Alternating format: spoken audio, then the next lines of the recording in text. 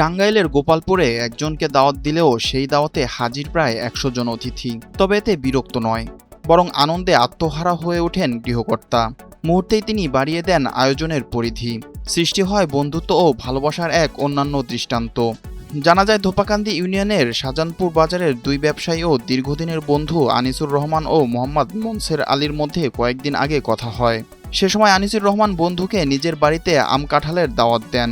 কথা ছিল মনসের আলী একাই যাবেন, কিন্তু দাওয়াতের দিন সবাইকে চমকে দিয়ে মনসের আলী এলাকার ব্যবসায়ী, বন্ধু, সহপাঠী, ভাই ভাতিজা সহ প্রায় ১০০ জনকে সঙ্গে নিয়ে চলে যান আনিসুর রহমানের বাড়িতে।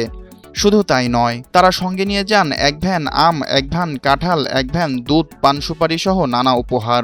প্রতি সপ্তাহে সর্বোচ্চবার বিকাশ পেমেন্টে ৫০ জন হবেন পেমেন্ট চ্যাম্পিয়ন। জিতে নিন টিভি সহ আকর্ষণীয় সব প্রাইজ। স্থানীয়রা জানান, বর্তমানে যেখানে বিভিন্ন এলাকায় নানা কারণে দ্বন্দ্ব সংঘাত লেগেই থাকে, সেখানে এমন মিলন মেলা ও বন্ধুত্বের এই নজির সত্যিই বিরল। আমরা সকলেই মিলেমিশে থাকতে চাই, সেটাকে ধারাবাহিকতা রাখার জন্য আজকে মিরপুরি থেকে আমাদের গ্রামে সবাই দাওয়াত খাইতে আসছে, আম কাঁঠাল দাওয়াত। আমরা চাই আমরা সকলে মিলেমিশে যেন এইভাবেই থাকতে পারি, বন্ধুত্ব যাতে না হারায়। ওরা বলতে এক পানি ঠিক এক পানি ওরা দাওয়াতে আসছে আনিসের বাড়ি। আমরা ওর পাশে আমরা দাওয়াতে আসছি। আজকের আয়োজনটা আসলে পুরাতন ঐতিহ্য ধরে রাখার জন্য, পুরাতন আত্মীয় নতুন করার জন্য এখানে আনুষ্ঠানিকভাবে আম কাঁঠাল দুধের দাওয়াত করা হয়েছে। ভাই বেড়াত যারা বন্ধু বান্ধব তারপরে সবাই আমরা নিমন্ত্রণ করছি, নিমন্ত্রণে তারা উপস্থিত হয়েছে।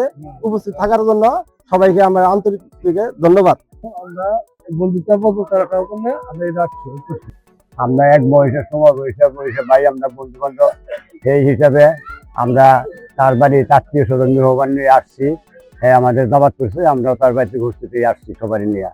মরার আগ মন থাকতো, যেহেতু আমার বাপ দাদারা এইভাবে থাকতো, এই স্টেশন গেতো আইতো আম কাঁঠাল নিয়ে, এই আম কাঁঠাল সিজনে আমরা এই পরিবেশটা বজায় রাখার জন্য আমরা এই রাখছি।